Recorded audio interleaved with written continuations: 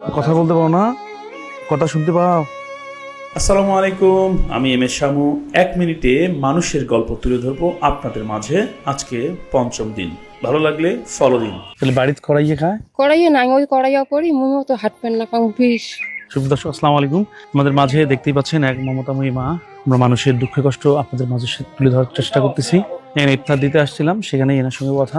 উনি অন্যের বাসার থেকে টুকটাক নিয়ে এসে খাচ্ছিল, কিন্তু এখন সে অবস্থাতেও নেই। ওনার যে বাড়ির হাজবেন্ড, উনি দীর্ঘদিন ধরে জ্বর আক্রান্ত এবং এক সময় বিছনায় পড়ে গেছেন, এখন অসুস্থ অবস্থায় আছেন। আমরা যেভাবে পারি আমরা তার কাছে সাহায্য পৌঁছানোর চেষ্টা করতেছি। আপনারা চাইলে আমাদের মাধ্যমে যোগাযোগ করে তাকে কিছু সাহায্য করতে পারেন। আচ্ছা, আপাতত এটা দিয়ে বাজার টাজার করে খান, আমরা পরে এখন বাড়ি এসেই দেখবো এখন কি পরিস্থিতি হয়। এ কি হয় আপনার? নাতনি কথা বলতে পারো না?